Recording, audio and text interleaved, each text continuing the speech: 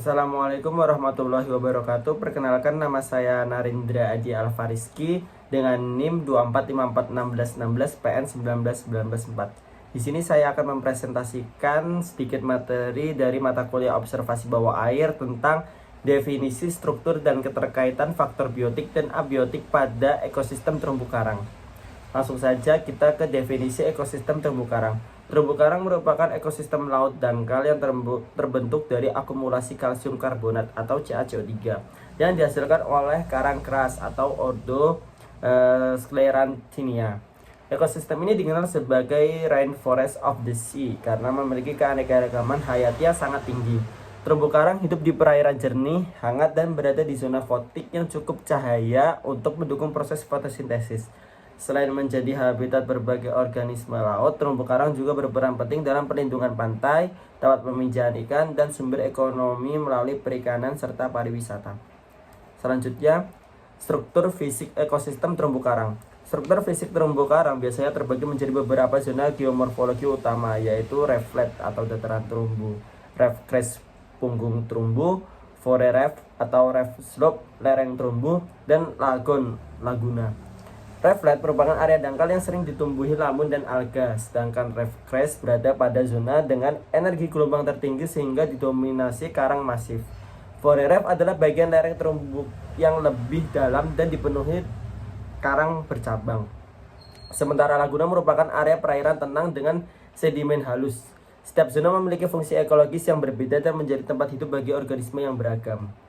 Selanjutnya, struktur biologis ekosistem terumbu karang. Struktur biologis terumbu karang tersusun dari berbagai komponen biota, diantaranya karang pembentuk terumbu, Zooxanthellae, sebagai alga simbion, ikan karang yang mendominasi rantai makanan, dan invertebrata seperti moluska, krustea, serta echinodermata.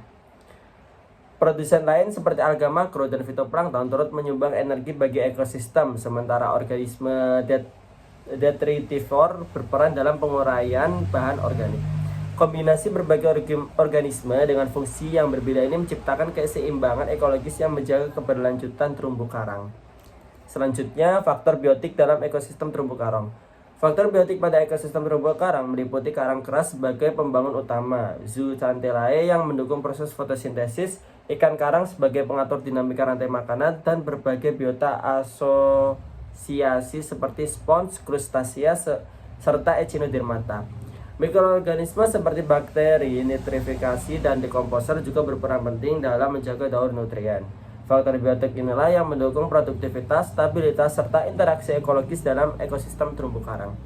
Selanjutnya, faktor abiotik dalam ekosistem terumbu karang. Faktor abiotik yang mempengaruhi kesehatan terumbu karang meliputi suhu optimal, yaitu 25-30 derajat Celcius, salinitas stabil 30-35 ppt, dan kejernihan air yang memungkinkan penetrasi cahaya untuk fotosintesis.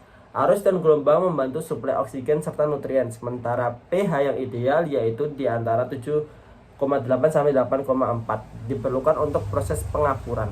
Nutrien seperti nitrat dan fosfat pada level rendah mendukung pertumbuhan, namun jika berlebih dapat memicu ledakan alga yang mengganggu karang.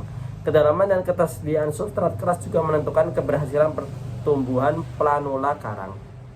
Selanjutnya, keterkaitan faktor biotik dan abiotik. Faktor biotik dan abiotik dalam terumbu karang saling berinteraksi dan menentukan keseimbangan ekosistem. Karang keras dan Zooxanthellae menunjukkan hubungan simbiosis yang sangat dipengaruhi oleh cahaya dan suhu. Perubahan abiotik seperti pemanasan laut dapat memicu bleaching. Ketersediaan nutrien dan arus memengaruhi komposisi alga serta biota penutup lainnya. Sebaliknya, struktur karang yang masih membentuk benteng alami yang mengurangi energi global dan menciptakan zona laguna. Ikan herbivore juga menjaga kejernihan permukaan karang dengan mengontrol pertumbuhan alga, sehingga faktor biotik dapat memengaruhi kondisi abiotik secara langsung. Selanjutnya, kesimpulan, ekosistem terumbu karang merupakan ekosistem kompleks yang terbentuk dari interaksi erat antara faktor biotik dan abiotik. Struktur fisik dan biologis terumbu karang membentuk zonasi khas yang mendukung keanekaragaman hayati tinggi. Keseimbangan antara faktor biotik seperti karang, ikan, dan alga dengan faktor abiotik seperti suhu, cahaya, dan nutrien sangat menentukan kesehatan ekosistem. Gangguan terhadap salah satu komponen dapat berdampak besar terhadap keseluruhan ekosistem. Sehingga upaya pelestarian terumbu karang harus mempertimbangkan kedua faktor secara holistik. Sekian yang mungkin dapat saya sampaikan. Apabila ada kurangnya saya mohon maaf. Bila taufik wal hidayah. Wassalamualaikum warahmatullahi wabarakatuh.